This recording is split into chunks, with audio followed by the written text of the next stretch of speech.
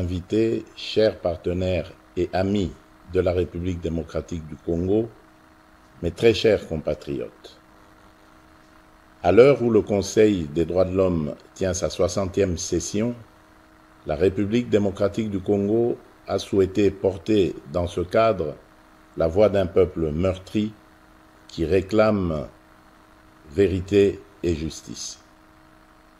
Cet événement parallèle n'est pas un rituel protocolaire de plus.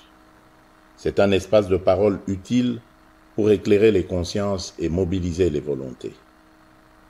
Depuis plus de 3 décennies, nos populations payent un tribut humain insoutenable, familles décimées, villages rayés de la carte, femmes et enfants brisés par des crimes planifiés et systématiques qui, dans leur modus operandi, relèvent pour certains actes de la logique du génocide.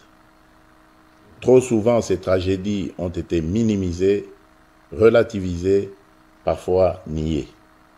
Nous sommes ici pour briser ce silence, lever le voile et appeler solennellement à la reconnaissance internationale des génocides perpétrés sur le territoire congolais, condition d'une justice qui répare et d'une paix qui dure.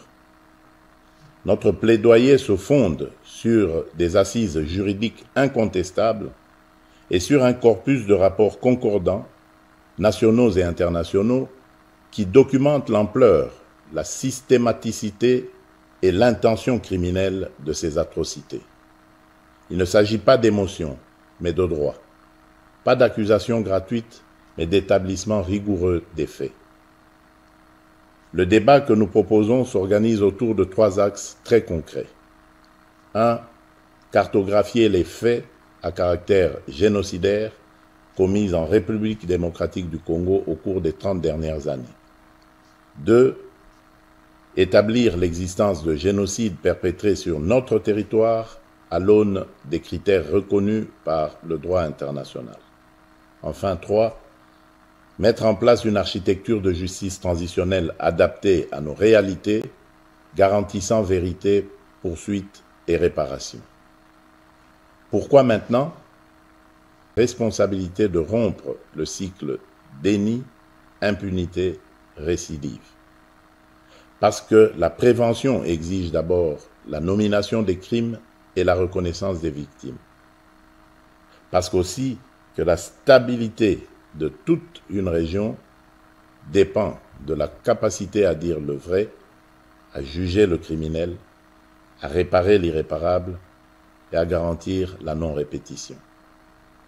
À cet égard, nous réaffirmons notre ancrage dans la Convention pour la prévention et la répression du crime de génocide du 9 décembre 1948 et dans l'ensemble des instruments pertinents du droit international. Notre démarche est conforme à ces principes. Elle vise la vérité, elle exige la justice, elle appelle à la réparation. Mesdames et messieurs, notre appel s'adresse à chacun des acteurs ici présents. Aux États, appuyer l'établissement d'un mécanisme international robuste de vérité et de qualification juridique des crimes, assorti de capacités d'enquête, de préservation des preuves et de coopération judiciaire. Aux organes des Nations Unies et aux organisations régionales, conjuguez vos efforts pour garantir la protection des civils aujourd'hui, la justice pour les victimes hier et des garanties crédibles de non-répétition demain. Aux institutions de justice, nationales, régionales et internationales, faites prévaloir la compétence et la complémentarité afin que nulle zone grise ne subsiste pour l'impunité. À la société civile, aux survivantes et aux chercheurs, votre travail de documentation, de mémoire et d'accompagnement est la clé qui ouvre la porte de la reconnaissance et de la réparation. Nous vous rendons hommage. Ce combat n'est dirigé contre aucune communauté. Il est mené pour l'humanité. Reconnaître un génocide, c'est protéger l'avenir en refusant l'oubli et le relativisme. C'est aussi accepter que la paix ne se décrète pas, elle se bâtit sur la vérité et la justice, dans l'esprit de la réconciliation, avec des mesures concrètes de réparation, de mémoire et de réintégration des victimes dans la vie sociale.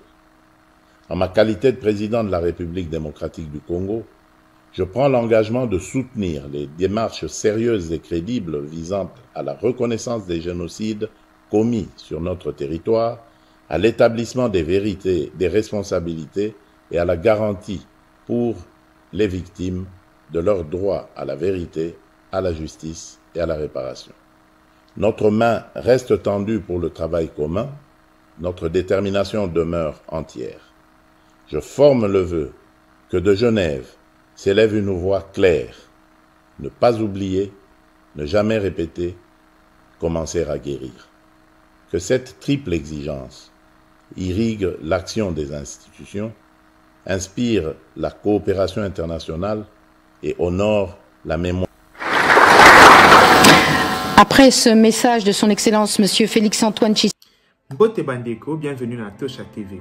Bandeko, tozali ko lancer campagne oyo tobengi na Tosha promotion. Pona bandeko nyonso obalingi ba marque na bango eye bana ba événement na bango eye bana tozali ko sala ba promotion na chaîne na biso na plan marketing. Donc mutu nyonso aza na posa produit na ye ekende liboso azali na posa mukili eyeba eloko na ye a contacter biso na numéro oyoyo toko solo la pour la promotion et ba produit na bino nyonso. Donc tozali ko travailler na ba agence pour na ba réalisation et ba publicité. Tozali ko travailler na ko propulser ba produit na nyonso bo contacter biso so bozi biso na numéro na biso te beaucoup peut ko contacter biso na adresse mail na biso ezali wana to pe na ba réseaux sociaux oyo nyonso boyebi po avec Tosha TV produit na bino ekoyebana.